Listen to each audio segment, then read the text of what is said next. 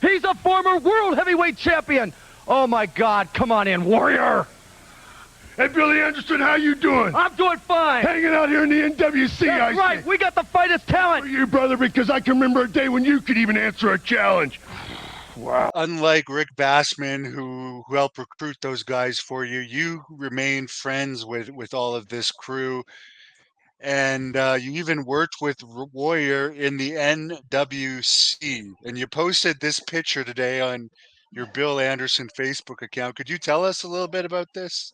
Yeah, I've been working for TC Martin, the promoter, for about a year, and you know, he had the dream like every other damn promoter, from Paul Alperstein with his AWF to Herb Abrams and his UWF to this guy and his blah blah blah.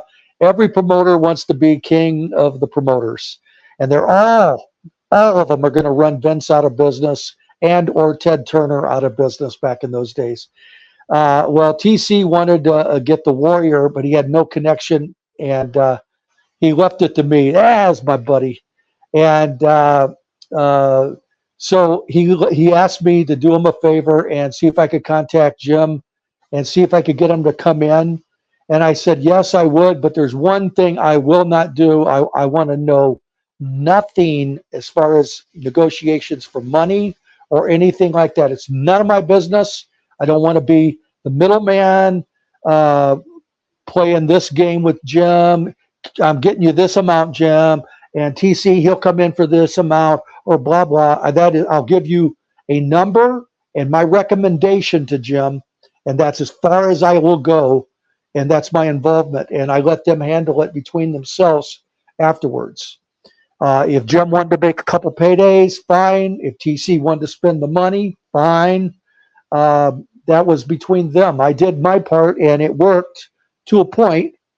I had heard that it became an issue, which didn't really surprise me, that one time Jim showed up, and I guess on the marquee at the Silver Nugget, it said Honky Tonk Man versus Ultimate Warrior.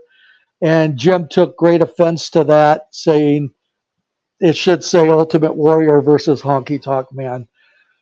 You know, I don't know. It's like, I don't see it myself, you know, but then that was never a big fry. I was a small fry. I was a small fry in the French fry pack, not the big fry in the large pack. So Jim got really upset with small things like that, became a big issue with him. And he ended up only doing a show or two. I don't even remember exactly. It was, you know, again, we're talking almost 30 years ago, 29 years ago, a long time. And but I left that between him and TC Martin to negotiate money, ego, all that stuff. All I did was, because believe me, Jim says, well, what kind of guy is TC Martin? Is he going to rip me off? Is he a low-life promoter? Is he this or that? And I stuck up for TC, which I still would to this day, and say TC Martin was an honest guy and a good guy, and great plans in his mind of what he wanted to do. Meanwhile, knowing it's never going to be a reality. I mean, yeah, you can book Cactus Jack, Sabu, Virgil, Jim Neidhart, Warlord Barbarian, and then all these guys. Yeah, Cactus Jack there, Honky Tonk Man, the greatest intercontinental champion of all time. You can book them all.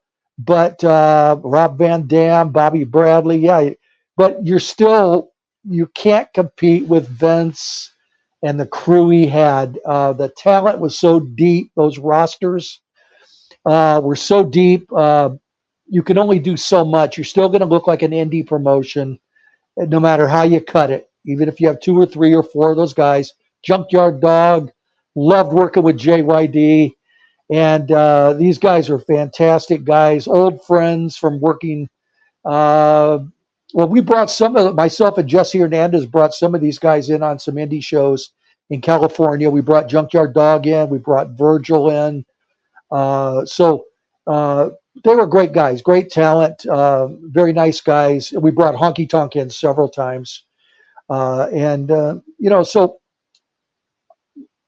I didn't want to get involved in the ego of Jim Hellwig. You know, I let that be between him and TC Martin, and whatever happened, happened. And I didn't want to I didn't want it to jeopardize my bookings or anything of my professional relationship with TC Martin, because he has a falling out with Warrior, or vice versa. I didn't want to lose my friend Warrior because he has a falling out with TC Martin. So I made it clear to both of them that I'm your friend, and but I'm not involved in this any other than turning phone numbers over to each other and putting in a good word for each other, and that's all. I would love to see the footage of that show because that must have cost him a fortune with all these stars. Well, they showed. I have in rewatching some of the TC Martin shows from Vegas. I watched some highlights, and there is, I don't know which episode it's on, but there is highlights of Warrior and Honky Tonk in the ring, because Warrior's running the ropes and he's clotheslining Honky. And to be honest with you, I don't even know if I was at that show, because there was a couple of shows when TC was running Vegas. I was booked. I was living in San Bernardino, California. I was booked elsewhere on some other indie shows, and if I could make more money, I took the booking where I could make more money. I had to pay my child support,